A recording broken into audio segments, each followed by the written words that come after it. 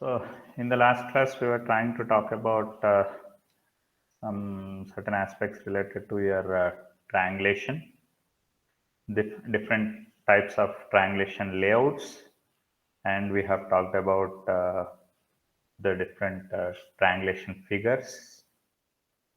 And then we went on to understand how do we know the strength of that triangulation network that we are trying to prepare, and so on. We have certainly talked about.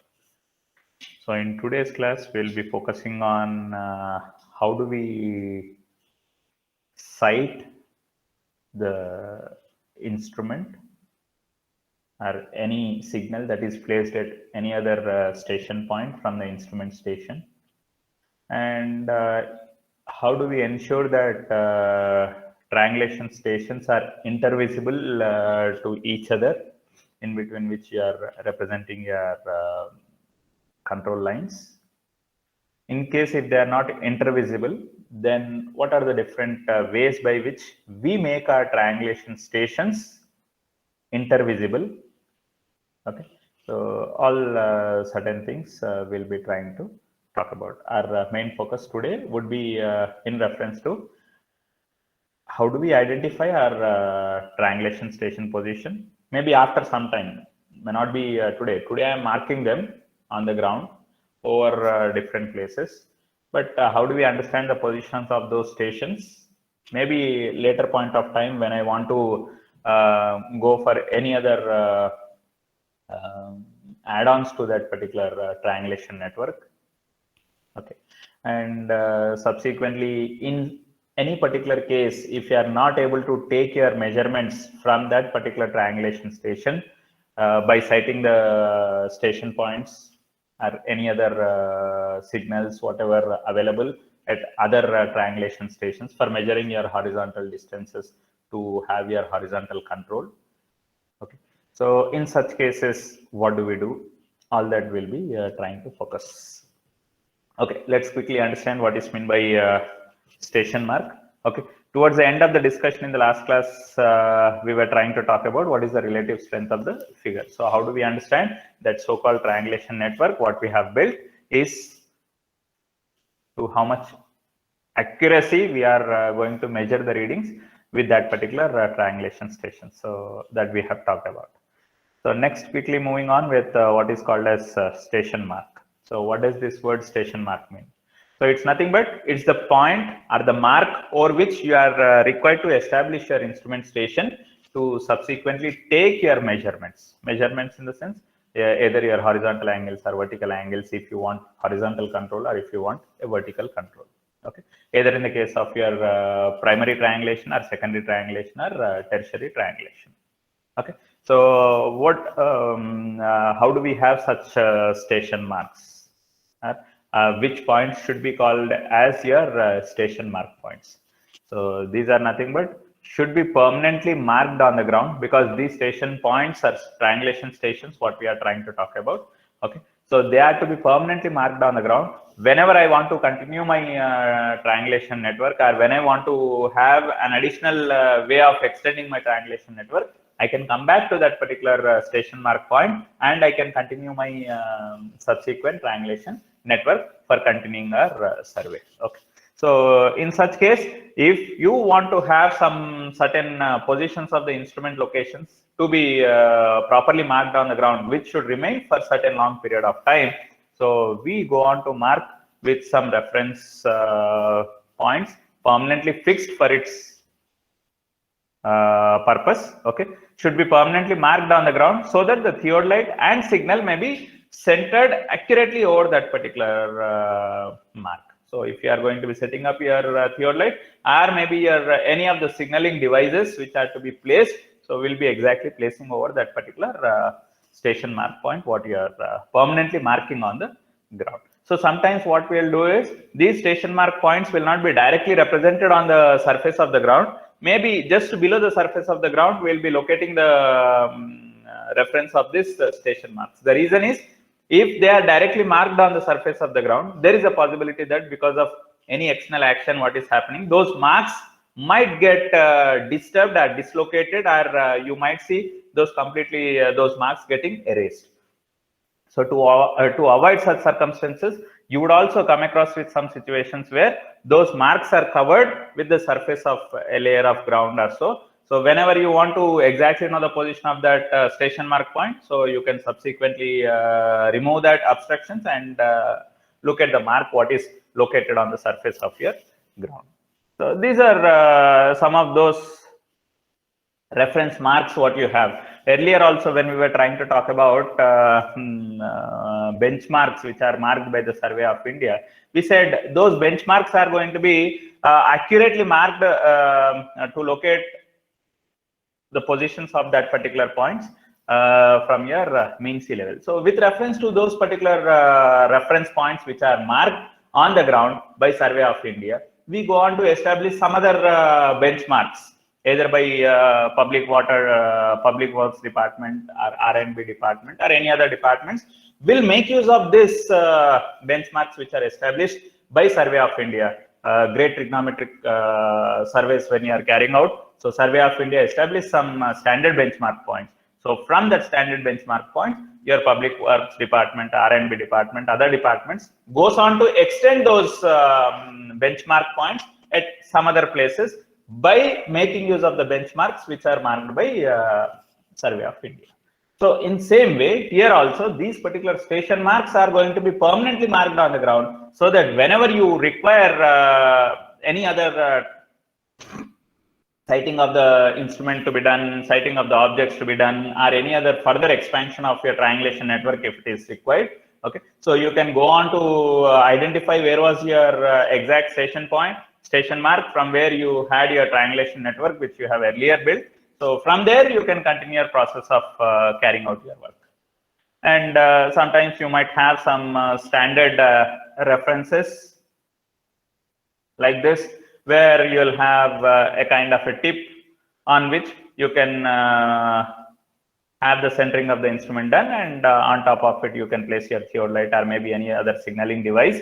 Why the signaling devices I am trying to talk about means, earlier in general whenever we were talking about, we said okay, I'll set up my instrument at some location, I'll be sighting the ranging rods which are placed at the other control station points. Now here, as the control stations or the triangulation stations are really very far away, so in some cases kilometers distance you have got between one triangulation station to the other triangulation station. So in such case, if I want to look at a ranging rod of relatively smaller size, it may not be visible from one triangulation station. When I am viewing through your telescope of the theodolite, I may not be able to properly bisect your ranging rod which is placed at a very far away distance. So in order to avoid that, we make use of what is called as different signaling systems. Signaling systems in the sense, not the advanced signaling mechanisms like light rays will be passed and so on, not that. So different tools we are going to be using, okay, illumination tools, so that depending on the way how the illumination light is getting illuminated, we'll be able to identify the position of that particular trigonometric triangulation station. Okay, understanding, yes, there is my triangulation station and I should be focusing to that particular station point to measure your horizontal angles for establishing a horizontal control, or for measuring your vertical angles for measuring what is called for establishing what is called as your vertical control. Next up, earlier we have been talking about what is called as triangulation stations. So triangulation stations are nothing but the station points with respect to which you are establishing your control network. Okay, that is what we have learned. Now this is something new word what we are going to be coming across with, what is called as satellite station. Now what does this word satellite station mean? Okay, so let us quickly understand what does this satellite station mean. In order to secure a well-conditioned triangle or better intervisibility between different triangulation stations, objects such as chimneys, church tops, flagpoles, lighthouse or towers, etc. are in general selected as your triangulation stations, so that it would be easy for you to locate the position of those lighthouse or tower positions, or maybe flagpole positions, or maybe your church tops or chimneys. So those points you can try to identify easily from very far away distance also. So that's the reason why you select such kind of places to establish your satellite stations. Oh, sorry, your triangulation stations. But sometimes what happens is, from that particular triangulation stations, if you are trying to identify, or if you are trying to bisect the position of your other instrument stations, there could be certain difficulty. Maybe there is an obstruction, or maybe you are not able to have a proper bisection done. You are not able to intersect through your telescope. You are not having a proper bisection achieved from that particular triangulation station where you are setting up your instrument and so on. So in such particular cases, if the instrument cannot be set over your station point for sighting your objects existing at the other instrument stations, at other triangulation stations. In such case, from that particular station point position, as I am not able to have a proper sighting of the signals placed at the other triangulation stations, so what we do is we try to shift the instrument. I am supposed to exactly establish the instrument here, but from here, when I am viewing the other triangulation stations, I am not getting a proper line of sight. I am not having a proper bisection done. So because of which, I am not able to measure your horizontal angles or required vertical angles. So what I am going to do is, instead of establishing the station exactly over your station mark or station point, I am just establishing the instrument nearer to that station point only, but not exactly over the station point, maybe slightly away from that station point position. So that particular station where you have set up your instrument, which is relatively away from the exact position of your station point or your triangulation station. So that station where you have set up your instrument for having a proper line of sight, for subsequently measuring your required information, that is your horizontal or vertical angles, to establish the triangulation network. Okay, so such station is what is called as your satellite station.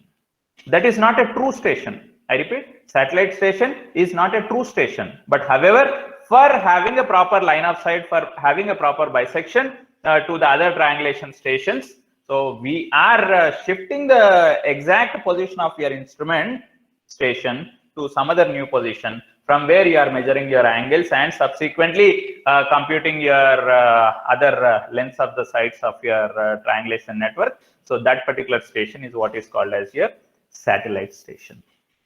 Okay.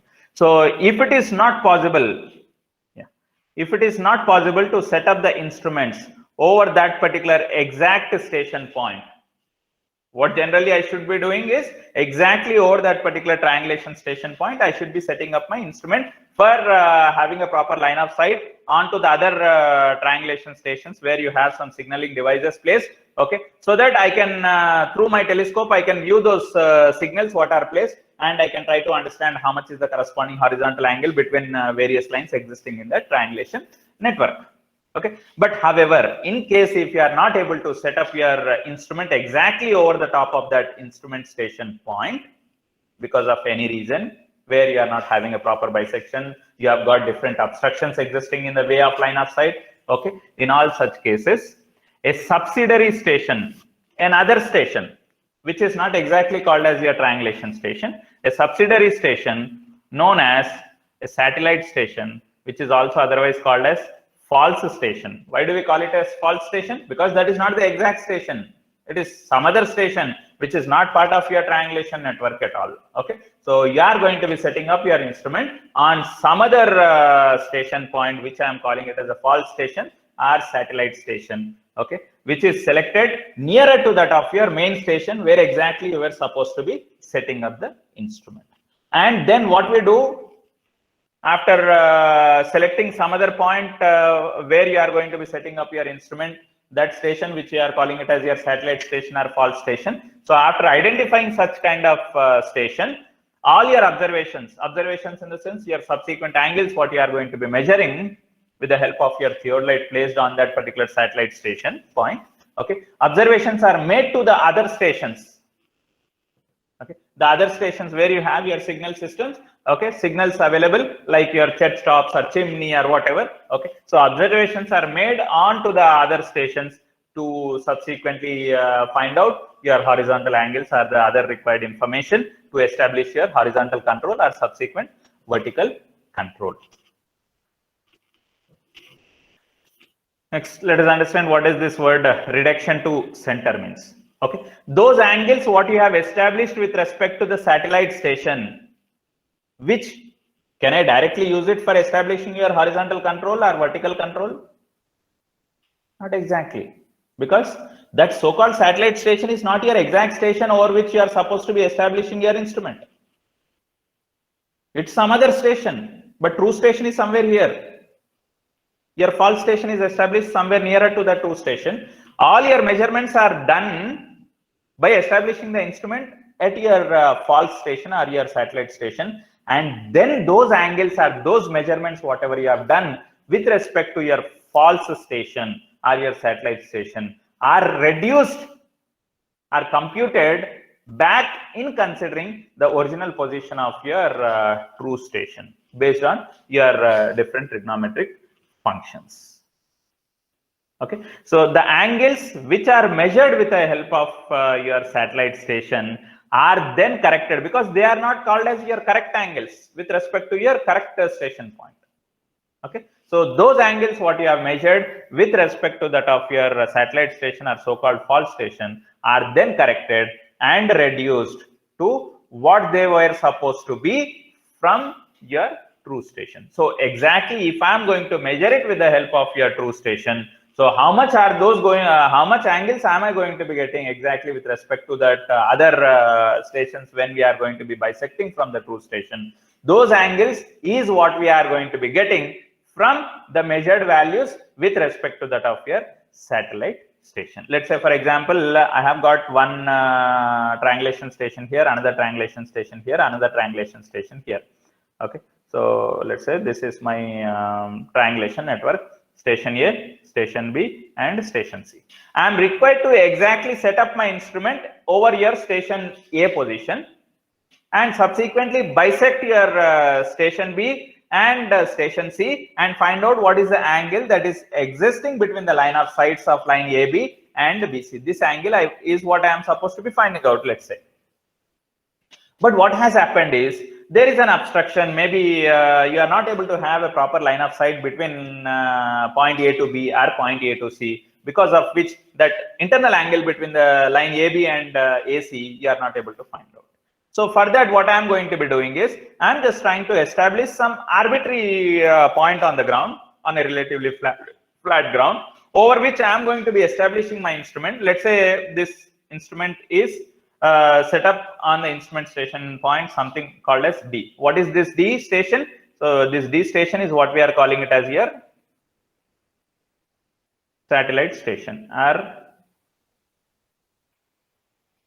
false station. Why I'm calling it a satellite station or false station? Because that is not station D position is not the exact position in your triangulation network. You don't have that station D point at all in your triangulation network. But however, as you are not able to have a proper line of sight for measuring the required angle from the station A position when you are setting up the instrument at station A. So instead of setting up the instrument at station A, which is called as your true station, I am establishing my instrument on this station D point, on some point which is called as your satellite station point. From that satellite station point, I will go on to understand at what angle of inclination your line of sight to your instrument at B is existing, or triangulation station to B is existing, and triangulation station to C is existing. So once this angle is known, and subsequently we will exactly measure what is the distance between true station to that of your satellite station. So AD length we will try to measure.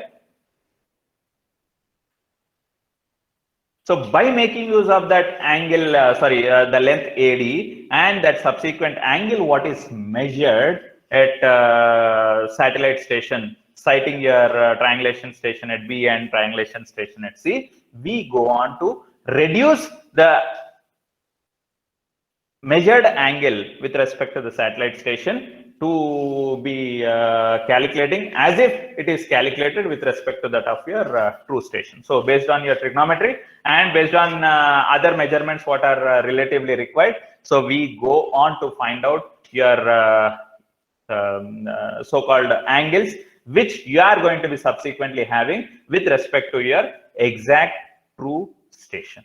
Okay, so that is, whenever you are not able to directly measure the angles from some particular true station by because of the issue of line of sight or maybe because of various other obstructions, you establish something what is called as a false station or some satellite which is called as a satellite station. Okay, so from that satellite station you measure the angles, and then by making use of the angles measured with respect to the satellite station, we go on to determine what would be the correct angles with respect to that of your true station position. Okay, so the operation or the process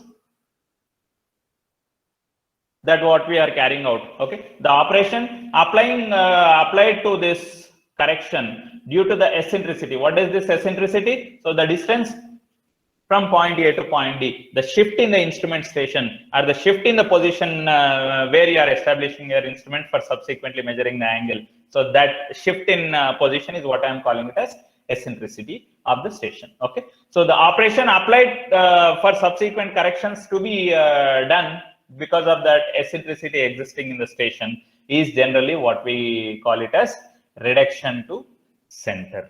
Okay, so I am trying to reduce those angles exactly to determine what will be the measurements in true sense with respect to that of your true station.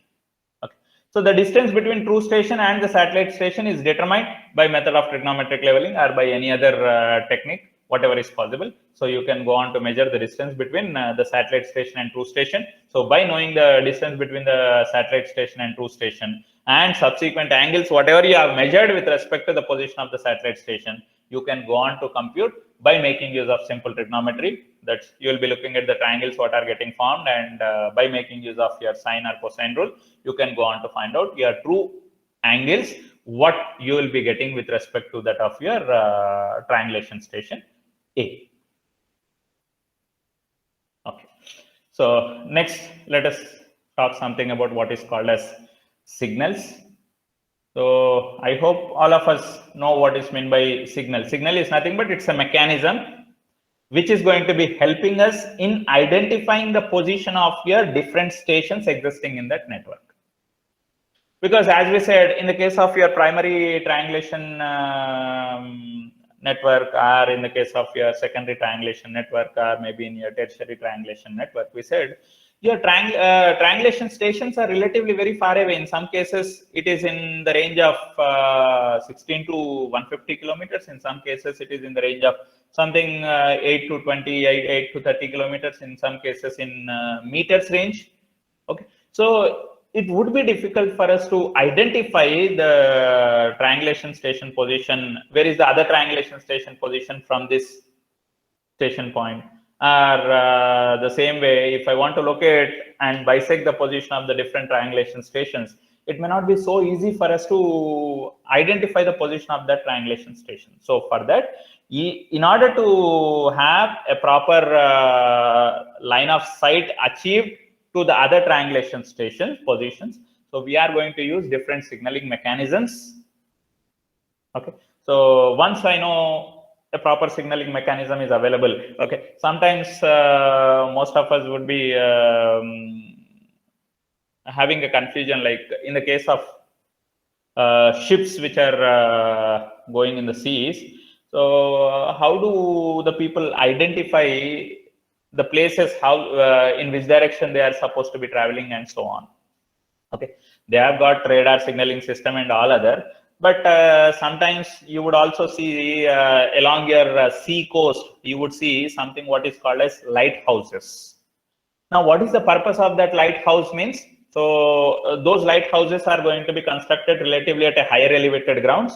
So you will have a continuous lighting mechanism which is available, and in the nights that light, looking at that position of that lighting, the ships or whatever which are going through that sea or ocean can be identifying, okay, there is something available there. You have a network in that direction by which you can travel and so on. Okay, so that's something what I'm trying to talk about, a signal. Okay, so in similar way, here also you are going to have different signaling mechanisms like towers, chimneys, church top poles, or anything else, whatever is going to be helping you in identifying the position of your triangulation station. So those signaling mechanisms are going to be placed over your triangulation stations for easy bisection and having a proper line of sight for subsequently measuring your required angles. Okay, so let's quickly understand what are the different types of signaling mechanisms that are used in the daytime, in the night time, and so on, according to which we can try to identify the position of your different triangulation stations and subsequently to establish your triangulation network. They are the devices erected to define the exact position of a station. So your signals are the devices which are erected, placed exactly over your station points in order to identify the exact position of your station point from other stations when you are trying to measure your horizontal angles. A signal is placed at each station so that the line of sights are established between your triangulation station. So at each of the triangulation station, you will have your signaling device erected so that you will have a proper triangulation network which can be established with proper line of sights which you can have from one triangulation station to the other triangulation station, which will be helpful for you in measuring the required angles. Signals what you are going to be using may be opaque or luminous. Okay, so either with help of 3 to 4 leg type of signaling mechanisms, you will be devising your signal, or you will be preparing your signaling device, and those signaling devices are of opaque type or luminous type, which is illuminating the light, or where you will be able to see the light, according to which you are going to be identifying, yes, this is my triangulation station and I am going to have a proper line of sight to bisect that signaling what is available there to establish your line of sight and measure your required angles. So these signals are classified into two types, as I mentioned. One is luminous type and the other is opaque type signals. Now, what does this luminous type signals means? Luminous signals are those signals what we are going to be having by your light rays. Okay, so such signals are nothing but what we call it as your luminous signals, and these luminous signals are further divided into two categories. One is your sun signals based on your sun rays. Okay, depending on the refraction of your sun rays, we identify, yes, this is my signal what I have which is placed on some instrument station position. And we have got any other type of luminous signals like your night signals. Now, what are these sun signals? Okay, those signals which reflect the rays of the sun towards the station of observer. I repeat, those signals which reflect the rays of the sun towards the station of the observer. So those signals are nothing but we call them as your sun signals, or otherwise we also call it as heliotropes. Okay, such signals can only be used in clear weather. Clear weather, whenever you have a proper sunlight available, only in such duration you can use such kind of signals to be established over your instrument station for subsequently having a proper line of sight. Heliotropes or your sun signals do not give better results as compared to that of your opaque signals. So why? What could be the reason? So whenever you say your so-called sun signals, how they are going to be functioning? They are going to be reflecting the rays of your sun. So in the process of the rays getting reflected, if this is my signal, if the ray is getting reflected from this surface, I may not be exactly knowing where is the center of that signaling system, because I'll be able to see only the rays. I will not be exactly able to understand the center position of that particular signaling system, below which you have your triangulation station.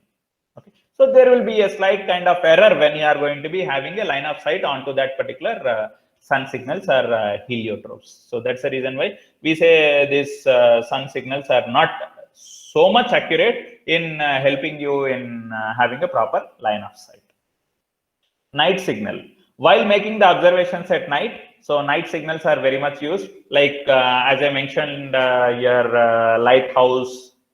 Okay, so lighthouse is one type of your night signaling mechanism which is going to be helping us in identifying the positions of your instrument stations. So we have got various types of night signals available on a broader way, depending on the type of lamps which we are going to be using. Okay, so lamps in the sense like lanterns or maybe any other light illuminating lamps which you have got. Okay, so those lamps are going to be used with a reflector mechanism, so that I'll be able to identify the position of your so-called signal, what is existing over your instrument station, sorry, over your triangulation station. Yeah, we'll be using what is called as an oil lamps, but the difficulty with these oil lamps is your line of sight in the case of these oil lamps could not be more than 80 kilometers, because your oil lamp, if you are placing the maximum distance when you are viewing through your telescope of that particular theodolite, so maximum distance to which you can view is only 80 kilometers. To a distance of 80 kilometers only, your oil lamp would be visible. If it is anything far away at which your oil lamp or oil lamp is placed over your instrument station position, so that visibility is not going to be very clear. So in such case, we are going to be using what is called as acetylene lamps, which are designed by Captain G.T. McHugh. Okay, so those lamps can be used in case if your line of sight to the instrument station is relatively at a very far away distance, which is something more than that of your 80 kilometers. Okay, the other type of signals on a broader way which we have talked about are your opaque signals or non-luminous signals, where you are not going to be having any refraction of the light existing in this particular mechanism. Okay, so these particular signals are more commonly used in the case of your daytime. That's nothing but during your day. So various forms, and we have got different types of opaque signals which are widely used. But out of them, some of those which are most commonly used for the purpose of this opaque signaling mechanism is pole signal, or a target signal, or pole and brush signal, stone coin signal, beacon signal, and so on. I'll just show you some pics of those signals, what I am trying to talk about. What is meant by a pole signal? So this pole signal is nothing but it consists of a round pole painted in black and white. Okay, sometimes it could be painted in black and white, or maybe in some cases you might be seeing this painted in black and red, or white and red combination. Different types of color combinations are used ultimately to understand the position of that particular signal which is placed over that instrument station. Okay, so it consists of a round pole painted in black and white in alternative, black color, white color, black color, white color, so that you'll have a proper understanding. Yes, this is a variation in the color. It indicates your signal what is placed over that instrument station. And this this round pole is supported vertically over the station mark on a tripod. So we are not going to be placing those signals directly over your ground surface. Rather, you will be constructing what is called as a tripod with an wooden framing mechanism. On top of that tripod, you are going to be placing your signal. Sir, why do I need to construct that tripods, a wooden framework or a metal framework, whatever? Why? What is the use of it? The reason for placing your signals on top of a framework is your ground at one place could be here, at some other place where your instrument triangulation station point is somewhere here. Now, when I'm setting up my instrument here and viewing your instrument station here, it may not be possible to have and identify the position of that instrument station. It would be difficult for us. So for avoiding that issues, what we do is, over this particular station point, we construct what is called as a tower. On top of the tower, we'll be placing your signal, so that as the tower is constructed to relatively a higher height, so that tower you can relatively easily focus, and you can also have a proper understanding of the so-called signal mechanism established there. So pole signals are suitable up to a distance of 6 kilometers. So in case if my ranging, what I am trying to carry out, the line of sight, what I am trying to achieve between one instrument station to the other instrument station, these pole signals are suitable only up to a distance of 6 kilometers. If it is more than 6 kilometers, this pole signal mechanism may not be very effective in having a proper line of sight from the instrument station position to that of your other triangulation station. Okay, this is how typically your pole signal is going to be looking like. Next is target signal. So this particular signaling mechanism consists of a pole carrying two square or rectangular plates. Okay, one plate, another plate, which are placed at right angles to each other. I repeat, these two plates are placed at right angles to each other. The targets are generally made of cloth stretched on wooden frames. So you'll be having an wooden frame on which you are going to be roping it with what is called as a cloth material. This particular target signals are also suitable only up to a distance of what is called as 6 kilometers. Typically, this is how your cloth signaling, target signaling mechanism is going to be looking like. Your so-called two plates, whatever you are going to be looking at, are placed perpendicular to each other, and you can use this particular target signal to have a proper line of sight of the other triangulation station from the instrument station, which is relatively at a distance of not more than 6 kilometers. Next is pole and brush signals.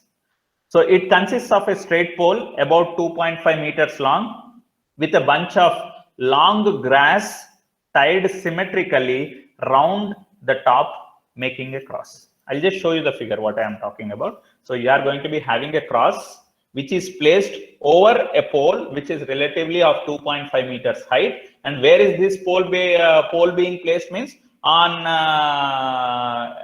what is called as a heap of stone pieces. Okay, so we'll have a heap of stone pieces which are placed, and on top of that heap of the stone pieces, we are going to be having a pole of 2.5 meter height, and on top of that pole you are going to have a cross symbol. It's a plus symbol, and which is wrapped or symmetrically tied with long grass, bunch of long grass.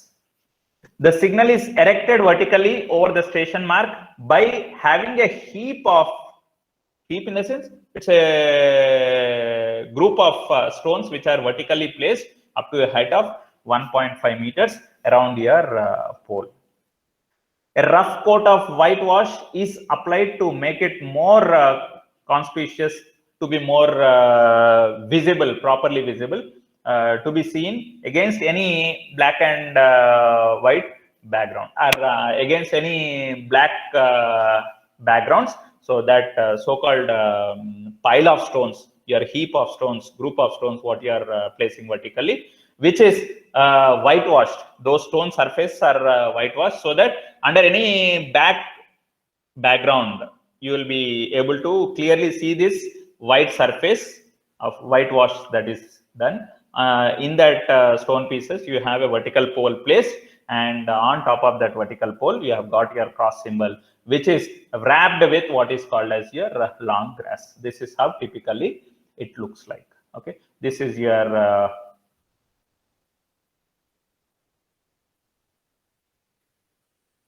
heap of stones. Okay. On top of it, this is your pole. To this particular pole, you have got your cross symbol, which is symmetrically tied with the bunches of your long grass. Yeah, this particular heap of stones is whitewashed. Whitewashed in the sense you are applying your what is called as white color on the surface of those stones, so that you can have a proper vision of that from a very far away distance. Next type of signal is stone coin. Okay, so it's also as similar to that of your the earlier signal which we have talked about, like pole and brush signal. Just only the difference is you will not be seeing the vertical pole existing. Otherwise, all the other things remains the same, and you will not have your bunch of long grass symmetrically connected to that particular cross. Next is beacon signal. So it consists of red and white cloth tied around 3 straight poles. Okay, so you are going to be having 3 straight poles which are tied with what is called as red and white cloth. This can be easily centered over the station mark. So wherever you want to place this signal, so over that exact station mark position, you can go on to establish, or you can go on to place this particular signal system, or this type of signal. Beacons are useful when simultaneous observations are made at both the stations. So I have one instrument placed here at this station, I have another instrument placed at the other station. So if I am taking the measurement from this instrument station to that station, or if I am measuring the readings from the other instrument station by focusing at this station, so simultaneously when you are carrying out your work by placing the instruments at different stations, so this beacon signaling mechanism is going to be relatively useful. Okay, so this is how your beacon signal is going to be looking like. You have got 3 straight poles. Okay, so aligned at certain inclination on to that particular poles, you have white and red cloth wrapped. Now, what are the properties that an ideal signal should have? Because can I call anything as a proper signal mechanism? No. Ideally, whenever you say something, I am using it as a signaling mechanism, signaling device. Okay, so it should have some properties that it has to satisfy. Okay, what are those certain conditions it has to be satisfying? The ideal signal. It should be very clear. It should be clearly visible from a distance against any background. Okay, so when I am viewing that particular signal, so against any background, whatever is existing, your signal should be properly visible from a required distance. It should provide easy and accurate bisection by a telescope. So when I am viewing through the telescope to focus that particular signal, so you should have an easy and a proper and subsequent accurate bisection achieved from the telescope of the instrument. It should be capable of being accurately centered over the station mark. So that particular signal, what you are going to be using, should be properly placed exactly over the center position of the instrument, exactly over the center position of your station mark, whatever you have for locating the position of that triangulation station. Okay, as I told you, like your signal is not directly placed over your ground, rather this signals what are typically which we are trying to talk about are placed over your tower. Why do we place it over a tower? Because as the ground profile is very undulated, because when you are trying to talk about your primary triangulation or secondary triangulation or tertiary triangulation, the distance between one triangulation station to the other triangulation station is relatively very far away in some cases. So the ground profile variation from one station position to the other station position could also be varying by a huge elevation difference. And in some cases, you might have various obstructions, though the ground is flat, because of buildings, because of trees, or because of various other aspects. You might have huge variation in your, you might see serious problems pertaining to your obstructions for your line of sight. So to avoid all that, exactly over the position of your instrument, exactly over the position of that station mark, you are going to construct what is called as a tower. It's not one tower, rather we have 2 towers which we are going to be constructing over that particular triangulation station position. One tower inside you will be having, other tower outer you will be having. I will be showing the picture. Okay, on the tower which is constructed outer, On top of it, you will be having, you will be placing your signaling mechanism, and inside that the outer tower, you are going to be having an other tower which is constructed. Okay, so on top of that tower, you are going to be placing your instrument station, because if I need to have a line of sight to target the other instruments, other triangulation station, so your instrument should also be placed at some elevation, so that you can have a proper line of sight achieved. Okay, these are all what we are trying to talk about are in olden days. Nowadays, is that people following all this? No.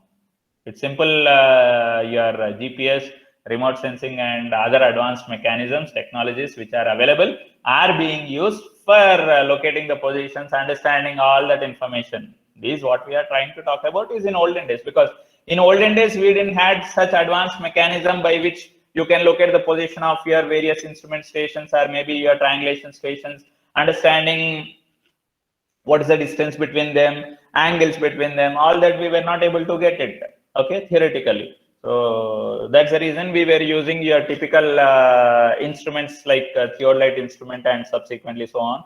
And we have got different types of theodolites which we have also seen earlier. So for depending on the type of accuracy, depending on the distance to which you have to have a proper line of sight, so based on that, we'll be using different types of theodolites, because you'll have a different types of telescopes used in different types of theodolites for the range of accuracy to which what distance you are trying to focus through your telescope and so on.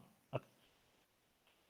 Yeah, let's quickly understand what is meant by a tower. So a tower is nothing but it's a vertical structure which we are going to be constructing, which is erected or constructed exactly over your triangulation station. When the station or the signal or both are to be elevated to have an intervisibility between stations. So when two stations, or at least one of the station is not visible from the other station, or if both the stations do not have a proper intervisibility, then in such cases, both your signaling mechanism or your instrument and either signal or instrument or both will be elevated relatively to a higher elevation, from where you can identify the position of the other triangulation stations and then subsequently carry out your work. The height of the tower, what you are going to be constructing there, depends on the character of the terrain and the length of the site. So it totally basically depends on the character of the terrain, whether the ground is relatively flat or hugely undulated, how is the profile of the ground, depending on that, your height of the tower, what you are required to be constructing would depend on. And it also depends on the length of your site, the distance to which your line of sight to the other instrument, to the other triangulation station is existing. So that line of sight distance is also going to be playing a role in deciding what should be the height of your tower. So we are going to be talking about two independent towers which are constructed exactly over that particular station mark. One said to be outer, other said to be the inner part of the tower. So towers generally have two independent structures. Outer structure is for, look at this. Outer structure is for supporting the observer and the signal. On the outer tower, you will be placing your signaling mechanism and you have your observer who is going to be viewing through your instrument which is placed on the other tower for subsequently having a proper bisection onto the other instrument stations. Yeah. Whereas the inner one is supporting the instrument only. Why do I require two different towers constructed, one inner and the other outer? To avoid the disturbance, because when you are standing on tower as an observer who is viewing the readings through the telescope by having a proper bisection onto the signaling mechanism which is there or which is placed at the other instrument station. So when you are operating the instrument, there is a possibility that there is a disturbance to the position of the instrument, because your setup of the instrument should not get disturbed. If the instrument position is getting disturbed, then the center of the instrument may not exactly coincide with the center of that particular triangulation station. So to avoid that, you are placing your instrument independently on one tower, and you are standing on other tower by your signaling mechanism also placed on that particular tower, which is said to be the outer structure, and on the inner structure of the tower you are going to be placing your instrument. So you'll be standing on the outer structure and viewing through your telescope, which is placed on the inner structure, without causing any disturbance to the position of the instrument. Two structures are made entirely independent of each other, so that the movement of the observer does not disturb the instrument setting. So when you are trying to move there for subsequent having a proper line of sight and subsequent bisection to be done are achieved to target the position of your other triangulation station on which you have a signaling mechanism placed. So as the observer is moving, there is a possibility that the instrument setting would also be getting disturbed. So to avoid that, we are using two independent structures. One said to be the inner structure, other said to be the outer structure. The combination of this inner and outer structure is what we are calling it as your tower. Two towers may be made of either masonry material, timber material, or steel material. It totally depends on the height to which you want to construct your tower and the subsequent other aspects depending on the topography and other aspects of that ground. So you will be making use of your different types of materials available. Even it also depends on the type of materials available in that particular region by which you can go on to construct your tower. So timber scaffolds are most commonly used because it's in olden days people used this kind of mechanism. So what people were using is timber scaffolds are most commonly used and have been constructed to a heights of over 50 meters. So over to a heights of 50 meters, people used to construct with the help of timber material that towers, and by making use of that towers, that's the elevated ground on which your towers are placed. So you are able to have your line of sights achieved to the positions of the other triangulation stations, so that you can have a proper intervisibility between different triangulation stations, by which you can have a proper line of sight and then subsequently understand to measure your horizontal angles or the required vertical angles for establishing what is called as your horizontal control or vertical control. Yeah, this is how typically your tower would be looking like. This kind of tower is what we call it as Bilby tower. Okay, so if you can see here with the bracings, these are nothing but these inclined members are nothing but we call it as bracings. So with the bracings, you have an outer structure. So inside you have another structure. This is your inner structure. So on top of that inner structure, you are placing your instrument, and by standing on the outer structure, you are going to be viewing through your telescope. On top of your outer structure, you are going to be placing any kind of signaling mechanism, so that you will be able to see that particular instrument station position from the other triangulation stations, or the vice versa. Okay. This is how typically it looks like, the towers. Okay, so in some cases we might be having some towers portable type, which can be dismantled and subsequently carried to be established at some other places. Okay, these are all some of those examples of the towers which we are going to be looking at. Okay, this is a signaling mechanism which is placed on the outer structure of your towers, and on the inner structure of the towers you could see your instrument existing somewhere here. Yeah, so look at on the outer structure you have observer standing. From the inner structure, if you can see exactly on top of it, you have your instrument placed. And this is your signaling mechanism, which is placed on top of your outer structure. So this is, let's say, a typical type of theodolite, which might have been used. Okay. So this is another picture, what it shows you about a theodolite, where you have got some telescope. Okay. So with the help of which you are able to have a proper line of sight to the other signaling mechanism, which is placed over your other triangulation station, and then subsequently go on to measure what is the horizontal angle between two control lines, or maybe the vertical elevation difference between control lines, and so on. Okay. So what is the criteria that we should have in our mind for a proper selection of your triangulation station? Okay. So whenever we are going on to select the triangulation stations, so what are those certain criteria what we should be having in our mind? Can I generally go and say, okay, this point is some triangulation station, some other point somewhere else is my triangulation station, and so on? No. So you should have certain criteria that we should satisfy in order to say and establish, okay, this is some control station which we are calling it as triangulation station. Somewhere else I have got another triangulation station, and so on. So yeah. So what are those criterions which we need to be satisfying in saying or in selecting a triangulation station?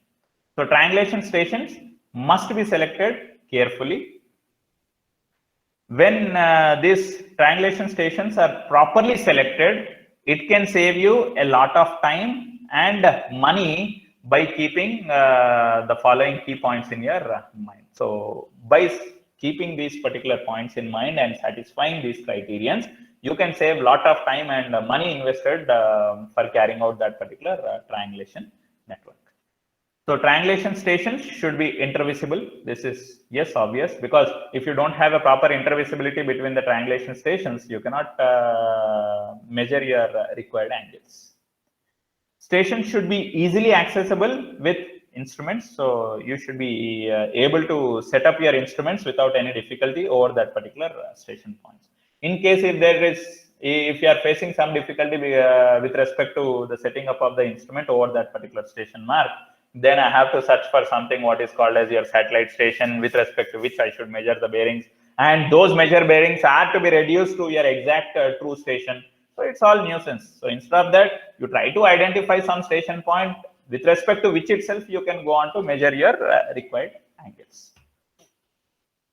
Station should form well-conditioned triangle. So when you are trying to establish your triangulation network with respect to those stations, you should have relatively a better well-conditioned triangle network that is getting formed. That's how you should be choosing your triangulation stations. Stations should be located so that the survey lines are neither too small or neither too long. So those survey lines, that's your control lines, what you are trying to talk about. Okay. So those lines should not be very small in distance, or those lines should not be very far away in distance. If they are very small in distance, you have the effect of your earth curvature, where you don't see much variation in the curvature of the earth bearing. And if it is very far away, then also you have your curvature of the earth playing a major role, in which your variation in the vertical elevations could be changing by large margin. And it would be, if the lines are relatively long also, it would be very difficult to have a proper line of sight from one instrument station to the other instrument station. And you should also keep in mind that the cost of clearing, cutting, and establishing the towers should be minimum, because if I want to say this is my triangulation station, so there could be some trees or bushes or any other garbage materials existing there, undulated profile if it is, so I should have a proper elevation to be first achieved to call that particular point to be your triangulation station point. So the amount what you are going to be investing, the cost what you are going to be investing for clearing or cutting or for building the tower there, okay, so that investment should be a minimal investment. Small sites cause errors of bisection and centering, and long sites cause the direction error as the signals becomes too indistinct for accurate bisection. If it is relatively small, the bisection and centering of the instrument could be relatively causing a problem. If it is a long line of sight, if you are having, that's nothing but the distance, your survey lines, what you are going to be getting with respect to different survey stations. Those survey lines, if they are relatively long, then your signals, what you are going to be having, may not be giving a distinct vision to have a proper line of sight. So if the distinct vision is not available with respect to your signal, then you may not be exactly bisecting the position of your triangulation station point. Rather, you might be bisecting it some other point, which would give you inaccurate angles that are getting measured. Station should be useful for providing intersected points and also for detailed survey. So those stations, whatever you are going to be establishing, should not be just useful only for temporary purpose. They should also be useful for a long-term purpose for carrying out a detailed survey of the complete area as and when required. No line of sight should pass over the industrial areas to avoid irregular atmospheric refraction. So if the line of sight what you are going to have from the instrument while focusing at the signals at the other triangulation station, if the line of sight is passing through the industrial area, you would come across with various issues with regard to that of your line of sight being improper because of the various conditions existing in that area of your industry. The main lines are within the area to be surveyed. So whenever you are talking about your control network, you'll be having some main lines, you'll be having some intermediate lines. So those main lines, what you are going to be getting with respect to those instrument stations are to be within the area of your survey. Those main lines should not be out of the range of your survey region. So that's how you should be understanding how to locate the position of your triangulation stations. Now, how do we measure your horizontal angle? Because we said in the case of your triangulation is one of that technique what will be very much useful for establishing a horizontal control. Okay. When I say horizontal control, so we are going to be measuring the horizontal angles between different control station points, that your triangulation station points, to understand how one survey line is existing with respect to the other survey line, at what angle of inclination they are existing. So for that measurement of horizontal angles, we have got different types of theodolites which can be used. Okay, typically an optical or digital type of theodolites are more commonly used in case if we are trying to carry out what is called as a primary and secondary triangulation. So in the case of primary triangulation or secondary triangulation, so we are going to be making use of what is called as an optical or digital theodolites used for measuring your horizontal angles. In case if it is a tertiary triangulation, so where the distance between triangulation stations is somewhere in between 100 to 500 meters or so, in such case one can think of using what is called as your transit theodolites, because the telescope what is available in the transit theodolite can have a proper ranging only up to that particular distance what you are following in the case of your tertiary triangulation. And by method of repetition, because whenever we said the measurement of horizontal angles, we have got two methods: method of repetition and method of reiteration. Okay, so method of repetition is what is certainly followed in the case of your tertiary and secondary triangulation for the simplicity of carrying out the work, and the method of reiteration is what is followed in the case of your primary triangulation for measuring your horizontal angle for subsequent establishment of a horizontal control.